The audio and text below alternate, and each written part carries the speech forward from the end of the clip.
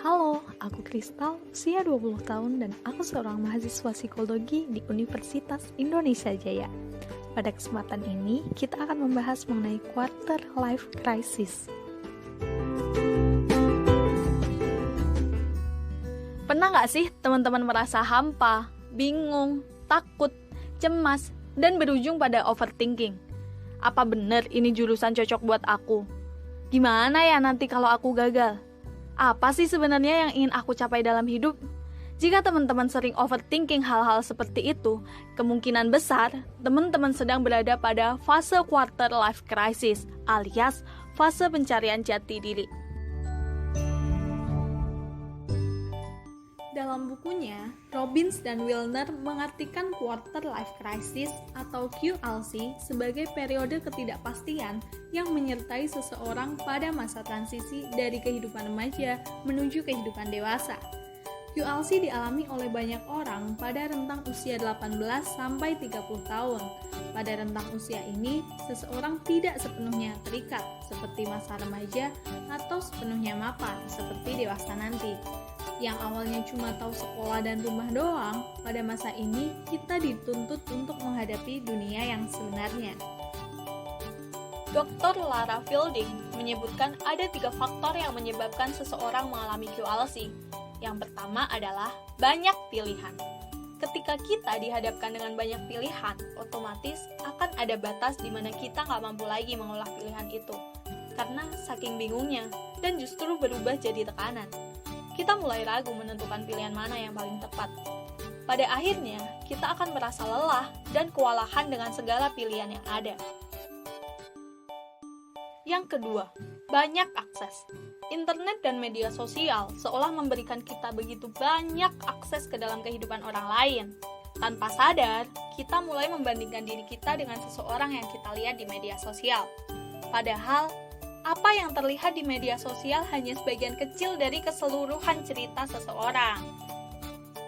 Dan yang terakhir adalah banyak dukungan.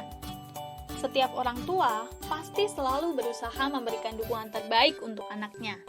Namun, dukungan dan keterlibatan orang tua yang berlebihan justru menjadi tekanan bagi si anak. Anak menjadi takut gagal dan mengecewakan orang tua. Padahal, sejatinya gagal merupakan hal yang wajar. Sangat penting untuk memberikan dukungan, namun perlu juga mengajari anak cara menerima dan menghadapi kegagalan. Terlalu banyaknya tekanan di saat kita belum siap menyebabkan adanya ketidakseimbangan antara tekanan dan kemampuan untuk menghadapinya.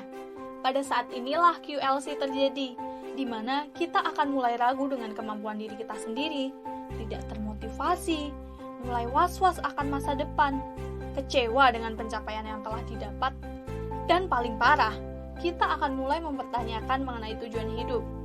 Jika terus dibiarkan, QLC ini dapat berujung pada depresi. Lantas, bagaimana sih cara kita menghadapi QLC ini? Untuk dapat mengatasi quarter life crisis, caranya adalah dengan terus berjuang. 2 kata kunci tersebut bisa kita lakukan dengan cara-cara sebagai berikut. Yang pertama, be honest. Kebohongan mungkin suatu hal yang mudah ditemui dalam masyarakat. Namun, tahukah kamu apa yang lebih buruk daripada berbohong kepada orang lain? Ya, berbohong kepada diri sendiri. Kita tidak seharusnya berbohong dengan apa yang sebenarnya kita inginkan. Kita harus lebih jujur terhadap hal-hal yang kita sukai dan hal-hal yang tidak kita sukai. Jika kita terus membohongi diri sendiri, kita tidak mungkin dapat menemukan permasalahan sesungguhnya yang sedang kita hadapi. Yang kedua, find purpose. Menentukan tujuan memang bukan hal yang mudah. Kita perlu waktu dan ruang untuk memikirkannya. Kita bisa mulai dengan menanyakan sesuatu terhadap diri kita terlebih dahulu.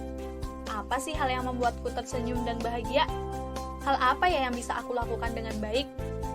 Apa aja ya yang bisa membuatku merasa lebih hidup? Nah, dengan pertanyaan-pertanyaan tersebut, pasti pelan-pelan kita akan menemukan target maupun tujuan yang ingin kita gapai. Yang ketiga, support group. Temukan orang-orang yang memang berarti bagi hidup kita, yang mampu mendengarkan permasalahan kita, mendengarkan hal-hal yang mengganggu diri kita, bisa itu orang tua, pacar, teman, ataupun seorang psikolog profesional. Yang keempat, don't compare. Apa yang berarti bagi orang lain belum tentu berarti pula bagi kita. Setiap orang memiliki start yang berbeda dalam hidup, background yang berbeda, dan bahkan kesempatan yang berbeda untuk sukses. Sosial media adalah berkah, tapi di satu sisi juga kutukan. Jika kita terpacu membandingkan diri kita dengan orang lain karena apa yang kita lihat melalui sosial media, mungkin ide yang baik untuk beristirahat dari media sosial, atau setidaknya mengurangi intensitas bermain sosmed. Yang kelima, seperti lagunya Justin Bieber, Love Yourself. Luangkan waktu untuk bersantai, jangan terlalu memaksakan diri. Hidup adalah sebuah maraton, bukan perlombaan lari cepat. Kita tidak perlu menjadi yang tercepat. Kita hanya perlu bertahan sampai garis finish. Luangkan waktu untuk beristirahat dan mengisi ulang baterai demi melanjutkan perjalanan hidup yang menakjubkan ini. Sesekali, luangkanlah waktu menikmati hal-hal yang membahagiakan. Menonton film, nongkrong bersama teman-teman, malam mingguan, atau ngobrol bersama keluarga. Quarter life crisis merupakan hal yang wajar dan biasa dialami oleh kita yang sedang mengalami masa transisi. Namanya juga proses pendewasaan, tentu tidak selalu mulus. Meskipun terasa menyakitkan, sebenarnya QLC memberikan kesempatan besar bagi kita untuk mencari jati diri kita yang sebenarnya, sekaligus apa yang benar-benar berarti bagi diri kita.